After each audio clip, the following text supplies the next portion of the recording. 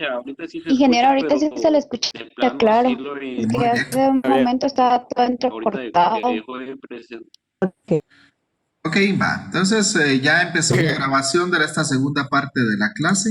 Voy a continuar grabando para que los que tengan problemas de internet pues puedan estar, al menos escuchar esta segunda parte de la clase.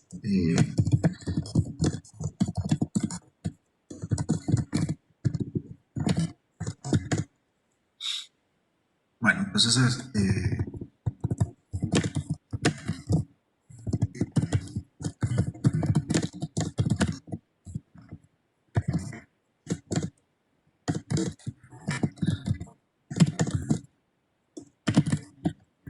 muy bien. Entonces pasamos a esta segunda parte, continuamos con el tema que traíamos, que les decía que es algo redundante, de acuerdo a lo que vimos cuando vimos los enlaces y el enlace covalente y cómo resultaba la polaridad de las moléculas, ¿de acuerdo? Entonces, pues vemos, tenemos dos opciones, que la molécula sea polar o que no lo sea, ¿verdad? Entonces, la polaridad va a estar dada en función de las diferencias de electronegatividades que están entre los átomos y la geometría molecular de la molécula. Vamos a tomar en cuenta esos dos aspectos. Si la diferencia de electronegatividad no es muy grande como veíamos ayer, entonces la molécula va a ser no polar. Pero si la molécula Sí, ahí está bien. hay Mejor una así sin el diferencia, video para que cargue más rápido. exacto, sí, ahí estamos, Renzo. Entonces, la diferencia de electronegatividad entre los átomos va a generar, pues, una polaridad, que los electrones se muevan más hacia una nube electrónica que otra y entonces el orbital molecular se va a deformar.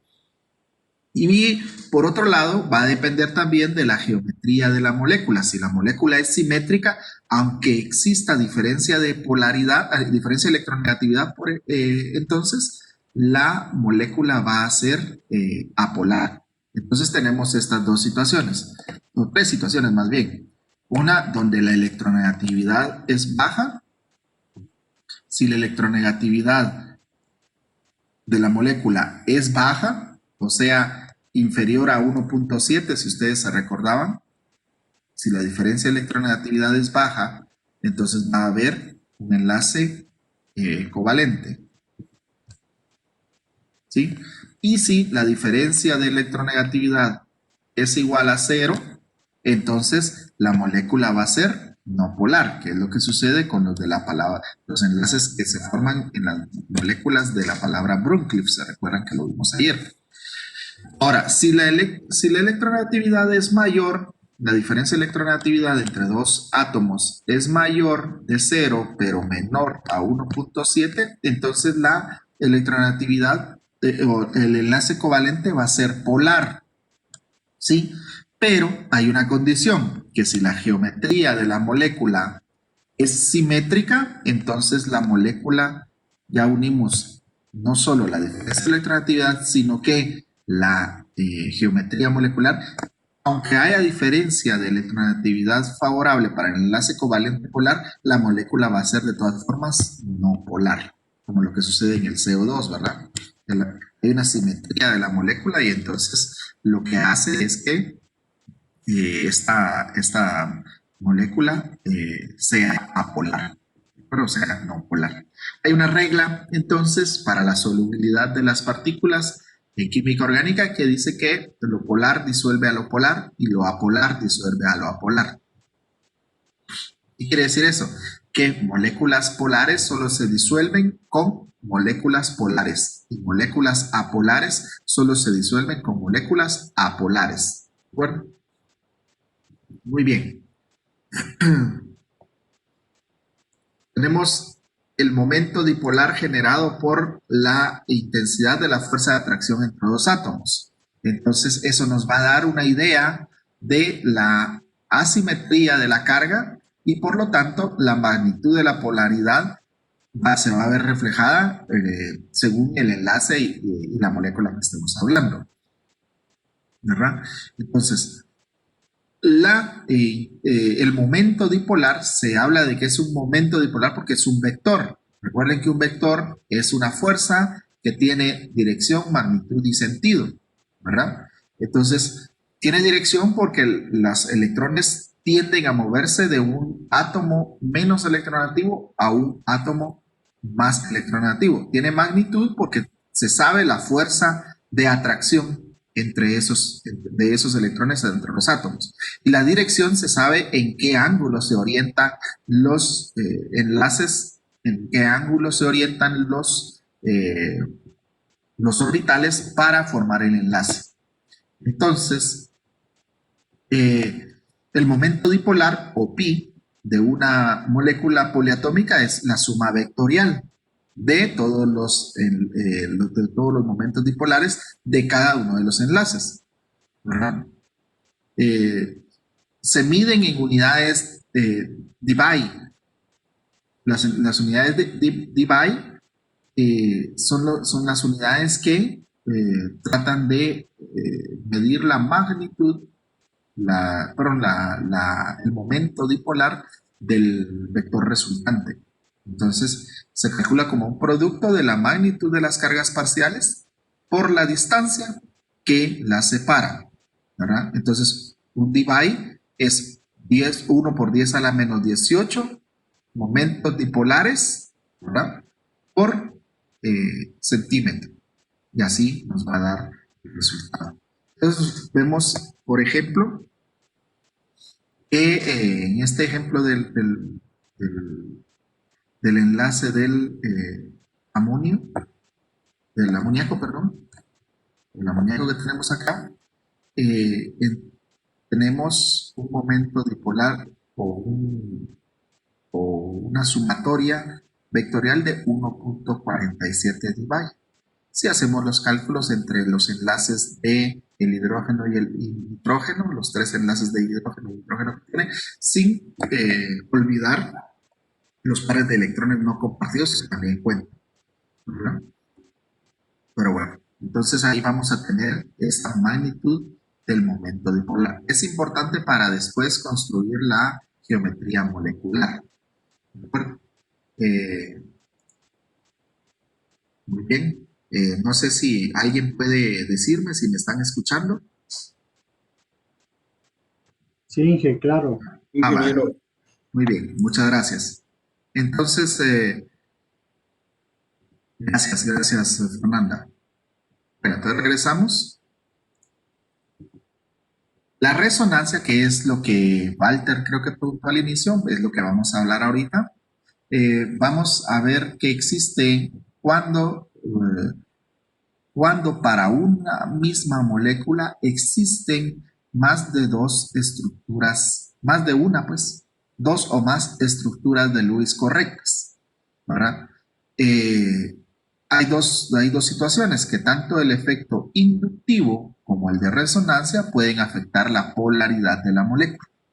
Un momento dipolar, esto yo lo expliqué ayer cuando hablamos del ácido nítrico o del agua incluso, ¿verdad? Ayer hablamos de un momento dipolar que hacía que el agua en un instante fuese negativo y en otro instante que ese mismo hidrógeno se quedara positivo porque formaba un momento dipolar hacia el otro hidrógeno, ¿verdad? Entonces, y cuando existe resonancia, ese es el tema, ¿verdad? La resonancia existe cuando las cargas, los electrones, por ejemplo, de un doble enlace se distribuyen entre diferentes posiciones con otros átomos, ¿verdad? Por ejemplo, en el caso de un enlace doble, puede verse afectado, que es lo que decía yo ayer con el nitrógeno. ¿Verdad? El nitrógeno va a tener esto así, ¿verdad? Y por un lado puede tener el hidrógeno acá, pero el doble enlace puede estar acá en un momento, en el siguiente momento no está ahí, no va a estar ahí, sino que va a estar acá, y en otro instante va a estar de regreso, ¿verdad? Entonces prácticamente estas son estructuras, yo le hice unos puntitos a ver si se entiende. Esas son estructuras resonantes. Lo mismo estaba pasando en esta imagen que ustedes pueden ver acá. En este momento puede rotar hacia acá el doble enlace o el siguiente estar hacia el otro carbono, ¿verdad? Entonces, lo mismo resultaría en el caso de la resonancia que vemos acá en el segundo caso, ¿verdad? En un momento los electrones se mueven hacia el elemento X y en otro, por eso queda cargado negativamente, si ustedes ven, y en otro momento los electrones se mueven hacia el carbono. Por eso es que en ese instante el elemento X queda cargado positivamente, ¿verdad? Entonces tenemos esas situaciones. Para que haya resonancia deben existir electrones conjugados en la molécula, como lo estamos viendo acá. Conjugados están separados por solo un enlace simple, como estamos observando en esto. Aquí no están conjugados, en este caso, en el segundo y en el tercer caso, que están de último.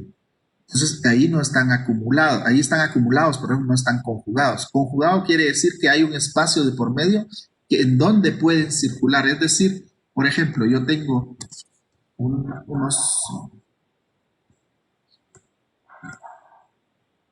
unos carbonos, ¿verdad? Y entonces, por ejemplo, entre ellos hay enlaces simples. ¿Y qué pasaría si aquí hay un doble enlace? Pues este doble enlace puede estar hacia ahí o hacia acá, ¿verdad? Entonces, podríamos dibujar este último, que igualmente estarían estables, ¿no? Y estarían completando su objeto, ¿de acuerdo? Entonces, en ese caso sí están conjugados cuando hay un espacio intermedio. El siguiente carbono podría ser un doble enlace o un enlace simple, no importa. Lo importante es que aquí vemos una conjugación. Si tuviésemos más carbonos, también se pudiese dar el caso que hacia acá se diera la conjugación también. Ahí hay algo importante de qué hablar. Ahí hay que hablar también de que hay un fenómeno de resonancia, pero también hay un fenómeno de tautomería. Ahí es otro concepto, ¿verdad?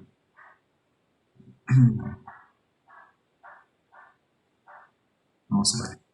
Entonces, la resonancia, pues es la que estamos viendo, ¿verdad? Y la tautomería, pues es una condición en donde ¿cómo se llama? El doble enlace puede moverse a átomos adyacentes, ¿verdad? Hay que tener cuidado. Por ejemplo, es como que yo tuviera aquí, vamos a ver, este enlace aquí, 1, 2, 3, y en este estuviese así, ¿verdad? Entonces, ¿qué es lo que tenemos aquí? Que este doble enlace que está acá puede viajar para acá o incluso viajar para acá. Por eso tendríamos unas formas. Aquí habría resonancia, pero aquí habría tautomería, porque sería la misma molécula, pero hacia el otro lado, se podría decir. Sí, no sé si me doy a entender con eso. Entonces, lo que estamos viendo es que este es capaz de tener resonancia entre estos, pero si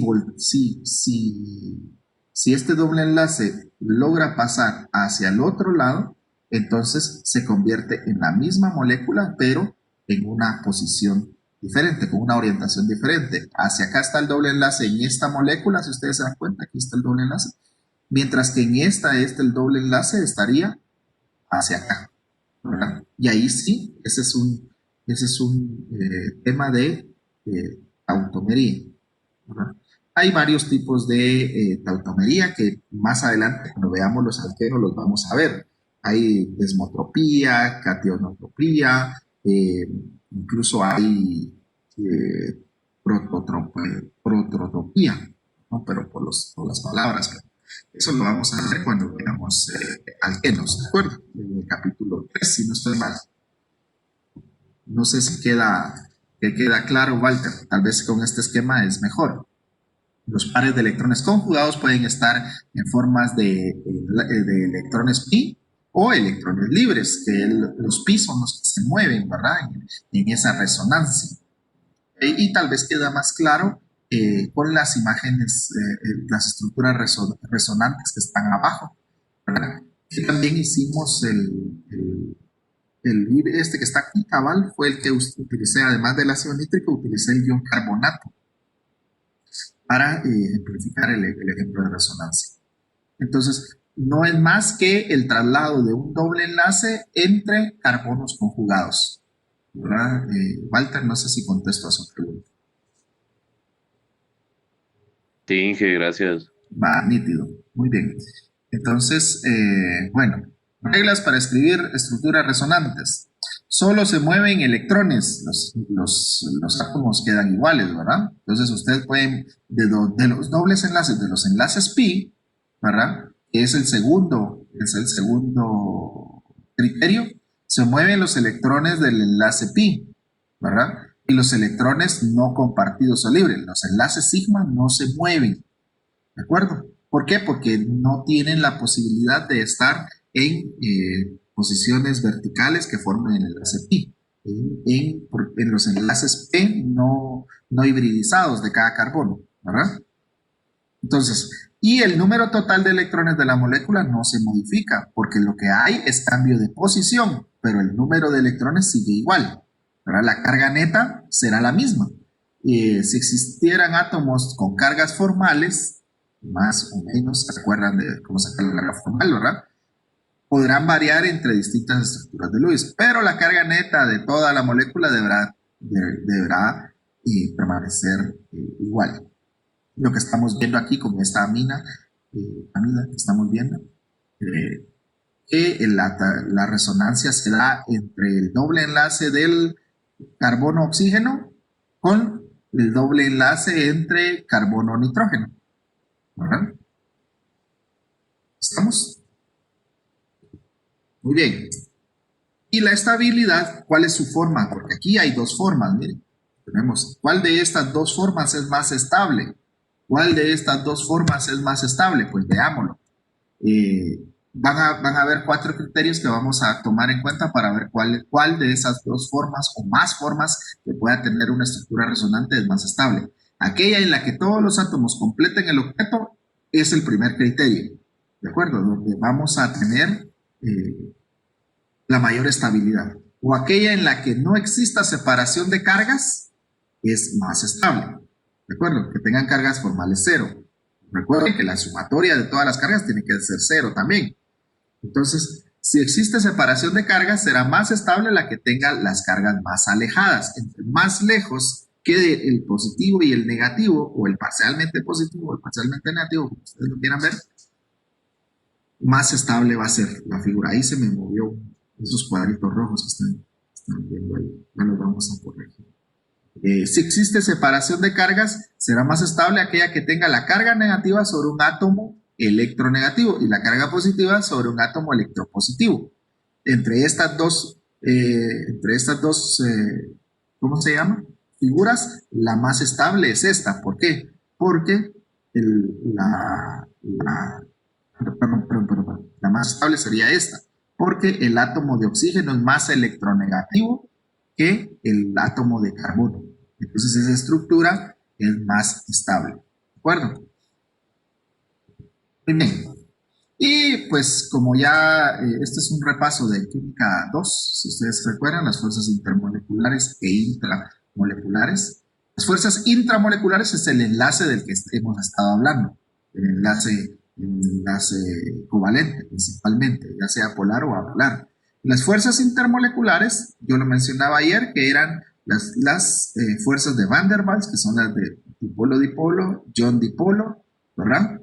Y los puentes de hidrógeno, además de eso.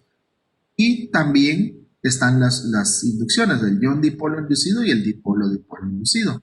Y las fuerzas de dispersión, que son las fuerzas de London. Entonces, ¿cómo se llama? Las moléculas orgánicas en general tienen este tipo de interacciones intermoleculares. Las moléculas generalmente tienen fuerzas de Van der Waals, pero además pueden presentar inducciones por las cargas que se movilizan dentro de la molécula y por lo general son muy débiles, pero son muy importantes, ¿verdad? Porque la suma, como son muy numerosas, entonces, como dicen en mi pueblo, no es lo fuerte, sino lo tupido. Son muchas interacciones que se pueden dar entre las moléculas. Y entonces eso es donde hace la importancia, radica la importancia o la fuerza con la que las moléculas se pueden atraer, ¿de acuerdo? O repeler, ¿verdad? Entonces, hablemos de las fuerzas de Van der Waals, que son las de orientación, las fuerzas de orientación como las fuerzas de ion-dipolo, esas son como vemos, las fuerzas de Van der Waals se conocen de orientación, o de inducción, o de dispersión. Hay tres grupos, ¿no? El grupo A, orientación, el grupo B, inducción, se induce la molécula a que se comporte positivo o negativamente. Y de dispersión, las que cargas iguales se repelen y cargas diferentes se atraen. Entonces las que tienen cargas iguales se dispersan. Entonces, veamos las de orientación, las fuerzas de ion-dipolo, o las de dipolo-dipolo. Pues son importantes por la situación de la solubilidad. La interacción entre partículas nos lleva a la solubilidad. Y aquí es lo que les decía, las sustancias polares se disuelven en sustancias polares. Si una molécula, si un solvente interactúa con una molécula, la interacción se llama solvatación. Si ese solvente es el agua, entonces la solvatación adquiere el nombre, es lo mismo, el concepto es el mismo, pero adquiere el concepto de hidratación. ¿De acuerdo? Solo cuando el solvente es agua. En el caso de las fuerzas dipolo-dipolo, cuando dos moléculas polares se aproximan, se produce una atracción entre los polos opuestos y se ordenan, ¿verdad? Aunque estén desordenadas las moléculas, empiezan a ordenarse. El polo positivo con el polo negativo de otra, el polo negativo de una con el polo positivo de otra, y así sucesivamente. Estamos empezando a ordenar. Por eso es que vemos que las fuerzas dipolo-dipolo, las fuerzas intermoleculares son muy fuertes. Y entonces son sustancias que sus puntos de fusión y de ebullición son relativamente altos, aunque sean compuestos orgánicos. ¿De acuerdo?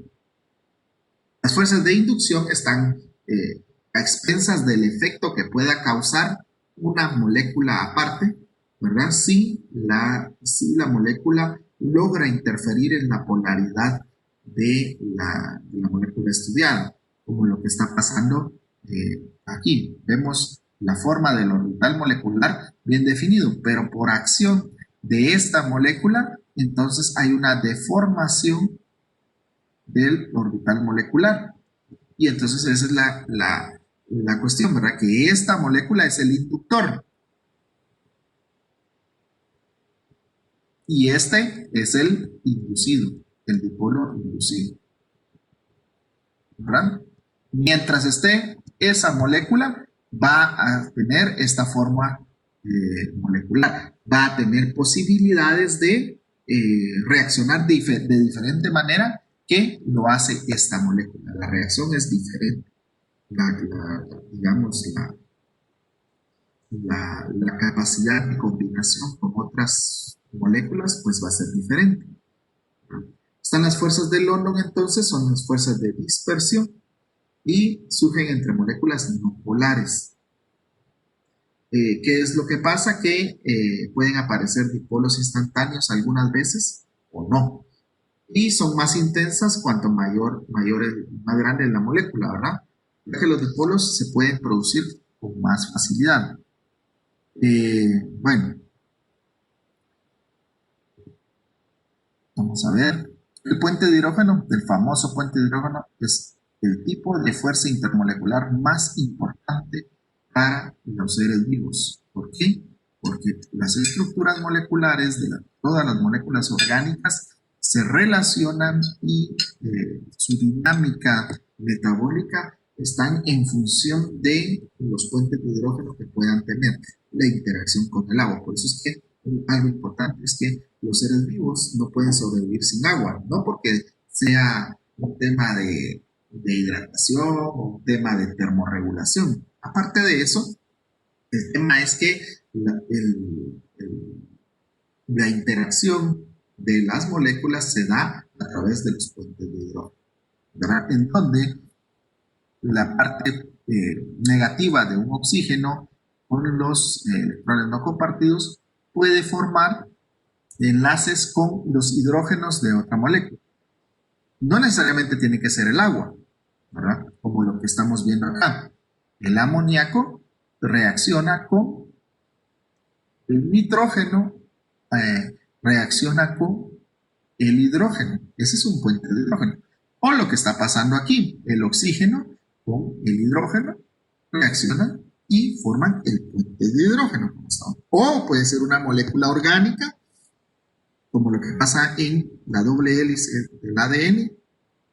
Básicamente la estructura de la doble hélice se da gracias a los puentes de hidrógeno o de nitrógeno que hay entre las bases nitrogenadas de un nucleótido con las bases nitrogenadas de otro nucleótido de una cadena antiparalela de ADN. Entonces, es sumamente importante. Este es de las fuerzas de atracción intermolecular más importantes para nosotros los seres vivos. ¿Verdad? Bueno, y esto ya lo hablé un poco ayer porque es consecuencia. Lo que estamos viendo aquí de la influencia de las propiedades físicas en las propiedades físicas tiene relación con el tipo de enlace y las fuerzas intermoleculares. La tensión superficial, la cohesión, la adhesión, el punto de ebullición, el punto de fusión y la solubilidad de las sustancias va a depender de las fuerzas intramoleculares, el tipo de enlace que tengan, covalente, iónico o metálico, y de eso, la consecuencia de que tengan fuerzas intermoleculares de inducción, de dispersión o, ¿cómo se llama? De adhesión. ¿De acuerdo? Entonces, aquí vemos, pues, gráficamente lo que provocan esas fuerzas. Si las fuerzas de atracción son muy grandes, entonces la tensión superficial va a aumentar. La cohesión va a ser mayor, la adhesión va a ser mayor, el punto de ebullición va a ser mayor, el punto de fusión también, y la solubilidad va a depender de la interacción que tenga esta molécula que tiene un tipo de fuerzas intermoleculares con otra. Recuerden que para la solubilidad el tema es, bueno, hablamos de soluto, llamémosle así, soluto, y solvente.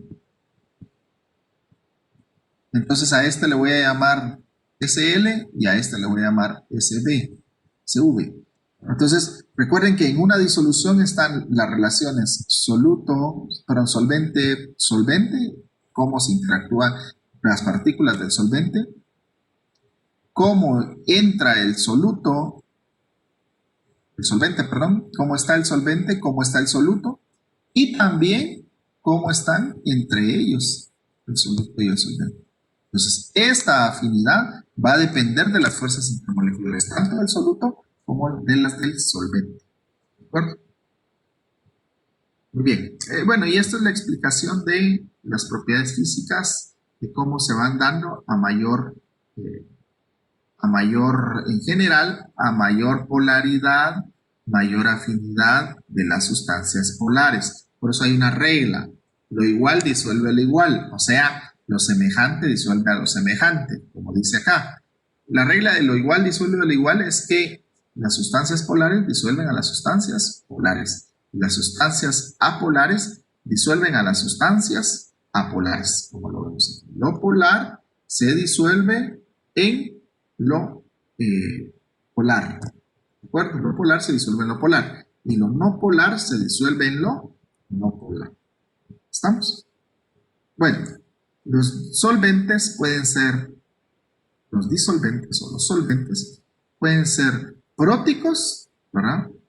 Si las moléculas contienen un hidrógeno unido a un átomo electronegativo, como el agua, como el amoníaco, que pueden formar puentes de hidrógeno.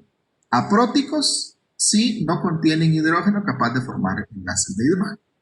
Y los apolares son aquellos que no, su polaridad, aunque la molécula sea grande, tienen imposibilidad de formar puentes de hidrógeno. Aquí hay otra clasificación, los hidrófobos y los hidrofílicos, ¿verdad? Aquellos que son afines al agua y aquellos que no son afines al agua. ¿De acuerdo? Bueno, y este es un repaso, esto se los voy a dejar ahí, en la clase, en la presentación nada más, se los voy a dejar ahí porque este es un repaso de los conceptos del concepto o la teoría ácido-base de Bronsted y Lowry, que aquello del ácido y la base conjugada y la base y el ácido conjugado. ¿Verdad? Entonces, este es un repaso de química 2. Y esto ya lo hablamos, también hablamos de las fuerzas de los ácidos, cómo se protonizan de acuerdo al porcentaje de ionización o al pH que se pueda medir. ¿De acuerdo? Bueno, y esto es lo que vamos a hablar más adelante. Ya el lunes empezamos con las familias que estamos viendo en esta presentación. Para cada uno de estos vamos a llegar, el primer parcial va a entrar solo hasta los hidrocarburos, ¿verdad? Entonces estaríamos llegando hasta aquí. Vamos a llegar hasta aquí, pero también tomando en cuenta que hay aromáticos. Eso no está aquí, ¿verdad? Nos faltan los aromáticos. Y bueno, pues hemos llegado al fin de esta presentación. Yo les voy a dejar la tarea y esta presentación para que les pueda servir, pero básicamente va a ser el libro de texto la mayoría de preguntas que les voy a hacer. Si ustedes no comprenden algo del libro, aquí está esta presentación que les va a quedar para que puedan repasar. ¿Hay alguna duda? No, Inge, gracias. No, Ingeniero, Dígame. pasa que yo no puedo abrir el libro de texto. Magdalena Pedro. Fue la que- Inge, fíjate, Así yo lo es. tengo en mi compu, no sé si se puede compartir, si puedo compartir yo una Sí. plataforma o algo. Sí, lo puede compartir, no hay problema. Si usted tiene el libro, si alguien, no sé, o lo pueden mandar al grupo de WhatsApp que de plano ya crearon, ¿verdad? Sí, voy a pasar lista, tranquila, todavía tenemos unos minutos. Va, muchas gracias. Bueno, entonces alguien que lo tenga lo puede compartir, ya sea que lo suba al Classroom, no sé por qué, pero está libre en el archivo que yo tengo, está libre, lo pueden descargar. De hecho, yo lo descargué ayer. Lo que puedo hacer es chequear si se los puedo compartir con otro link. ¿De acuerdo? Y si no, pues, ¿cómo se llama? Renzo creo que dijo que lo tenía. Lo puede compartir. Por supuesto que sí. Entonces, solo marcaría su asistencia en este momento y ya pueden retirarse. ¿De acuerdo? Así que tengan buen fin de semana. Nos vamos a ver el día lunes. ¿Verdad? Así que vamos a ver. Gracias, Inge. Gracias. Bueno, Gracias, Inge. Buen día. que tengan buen día.